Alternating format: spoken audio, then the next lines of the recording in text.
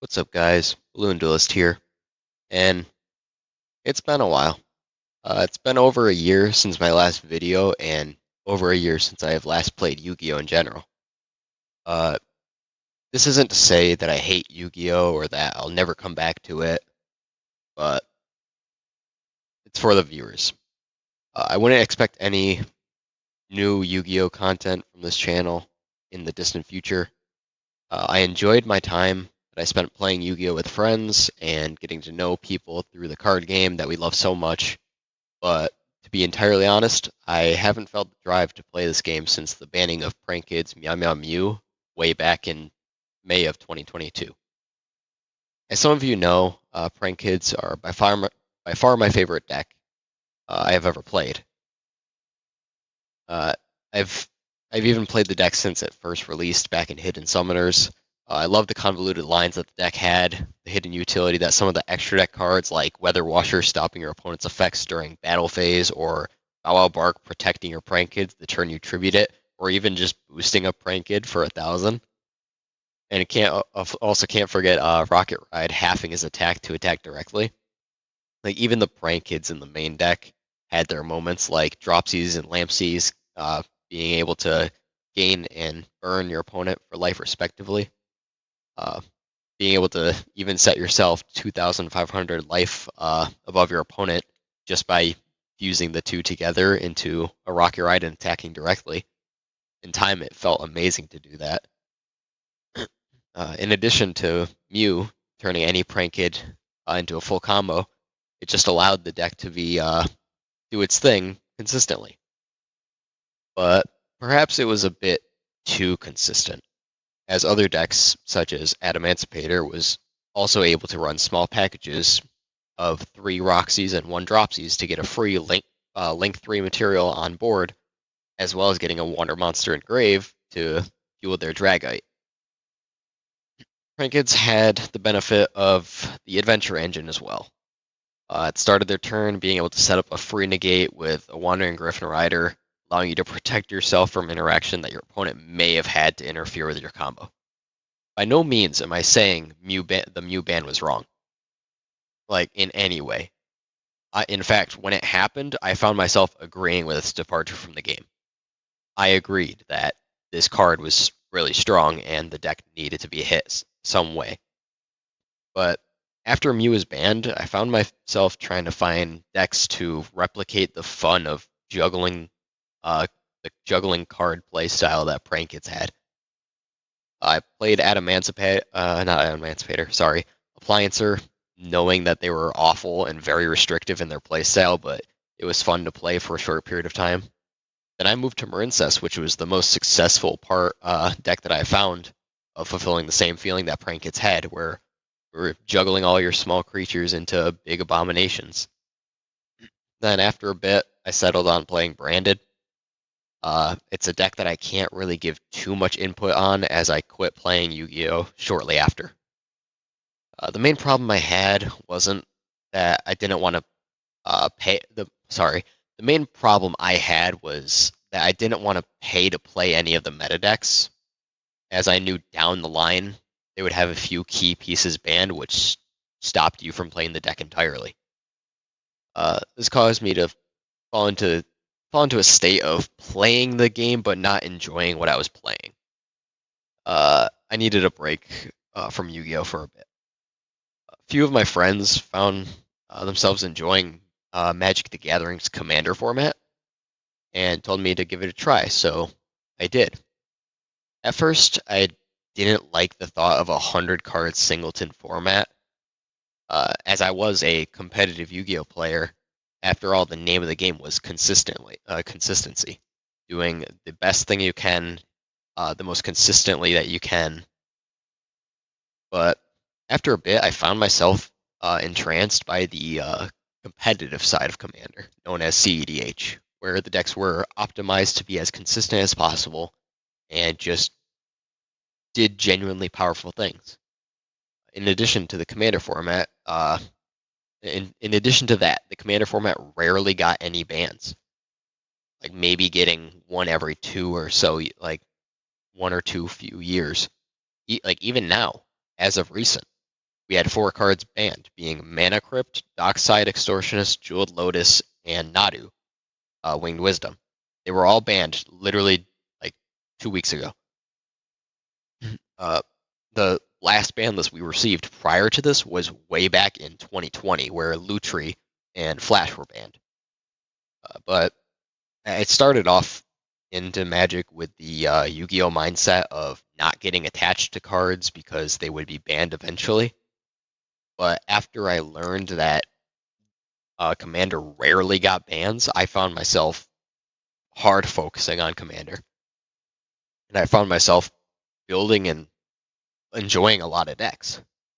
Because any card I played had a near impossible chance of being banned. Hell, that was enough to make me like solidify myself into the format. But I found myself playing a bunch of different decks, a bunch of different play styles, and then finally settling on a few that I found myself just enjoying playing. I settled on a Rakdos deck that I called POV, which it could use one of its 3 available commanders to level itself out with the power level of the pod. The commanders being Prosper Tomebound for a casual pod, Valgavoth Harrower of Souls being a mid-range, like not mid-range, but a mid-power pod, and then Obnixilis Captive Kingpin for a higher level experience. I also built a Dimir deck that uses the partner pairing of Francisco Foul Marauder and Malcolm Keen-Eyed Navigator. I built this deck for literally just under $50, and it looks to use your 2 commanders, and a bunch of extra turns to beat down your opponents. The last deck that I built was my Temur CEDH deck, which is the partner pairing of Rogrock and Thrasios, promptly named Rogios. Technically, one of the main loops in the deck is using Etali Primal Conqueror, I believe it is. But the name that I've given to the deck is Italian Rogios. It's supposed to be a play on words being Italian SpaghettiOs. But this deck was built to use multiple infinite mana engines to draw out the entire deck and then win with those cards. But I found the different power level dynamic as a great way to enjoy the game. As if the pod wasn't feeling like playing a high power game, I could just play my Dimir deck, where I could just play a laid back game of casually getting counters on creatures and punching face with them. If the pod wanted to play as the fastest game that we could possibly play, winning no restrictions, all out, I would play my Temur CEDH deck. Over the past year, I've been going through the ups and downs of the format, of course, but ultimately I found myself in a spot that I enjoy.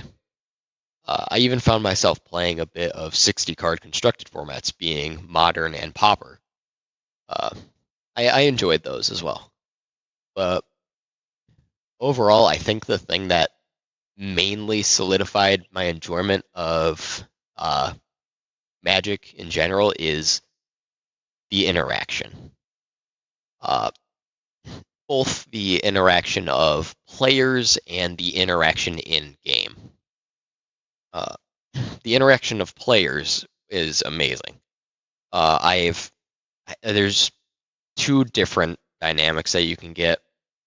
I've had games where people are generally salty that somebody's deck popped off, did its thing, and they try to say, oh, that deck was a lot more powerful than it was supposed to be in this pod. But then I've also had games where a casual deck did its thing, and everybody was surprised about it doing its thing, but everyone was happy that it did its thing, because the people in this format are really what makes the format enjoyable. You meet all sorts of people playing these formats that they just make you enjoy your time in the format. But getting past that, the interaction in game. I always had the problem, or that's the main way to say it. The problem with Yu-Gi-Oh's interaction was It was in the form of these cards called hand traps. They lied in your opponent's hand, waiting for the perfect time to interact. However, for the most part, there was absolutely no way of knowing that your opponent had any interaction available. You just assumed that they did because these cards are played in every deck. Problem is that there are so many hand traps that you don't know which one you're going to get hit by. The only way that you can really tell is when your opponent gives those subtle hints. Like you see your opponent counting how many monsters that you've summoned this turn. Oh, they're counting to 5. They probably have a Nibiru in hand. Maybe I should stop at 4 summons before committing to a negate onto the board. Or, oh, they may have like hesitated when I played my reinforcement of the army or something. Maybe they've got an Ash Blossom in hand. And then afterwards you get hit by a Droll and Lockbird and your entire rest of your turn is shut down. What I'm saying is that there's so many interaction points in Yu-Gi-Oh!, all of which are free to use and you have no way of knowing that they are there. Whereas in Magic, most interaction is telegraphed, which gives you a way to skillfully play around it. Like if you see your opponent has 2 blue mana open. Yes, okay. They might have a counter spell. Okay, I will play cards that I know they don't want to counter, so they won't use the counter spell and they just wasted 2 mana. Or if they have a counter spell and you have 2 really good bomb cards in your hand, you might use the worst one of the 2 to bait out the counter spell and then drop the other one. Or if your opponent has any red mana open, okay, maybe they have like a lightning bolt or a shock or something. If they got a lightning bolt, maybe I should play my 4 toughness creature rather than my 3 toughness creature, which would die to a lightning bolt. You get different interactive plays like that. Like I get Yu-Gi-Oh! The whole hand trap thing. The power level of cards have gone through the roof, so the interaction has to scale with it. I understand that. That is the founding building blocks that the game's developed on. But I just didn't like the play style of my opponent opened 4 hand traps and a 1-card combo. I guess I lose the game. That just wasn't fun to me. So that definitely leaned into the part of me quitting Yu-Gi-Oh! For a bit.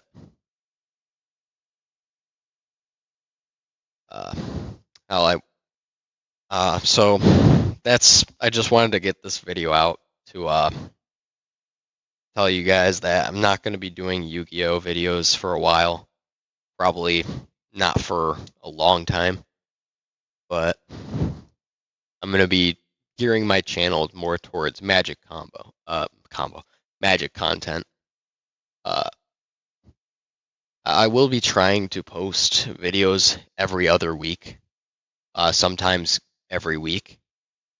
Hell, I wouldn't be surprised if I post one later on this week because the Commander format has been handed over to Wizards of the Coast to figure out its problems. So I wouldn't be surprised if I post a video later on in the week giving my opinions on the changes. But I'm going to be gearing my channel more towards Magic, giving my thoughts about the format and what all that's going on with it. So just wanted to give you guys a heads up. I want to thank you all for supporting the channel, even with the lack of videos. And hopefully I see you guys soon. Peace.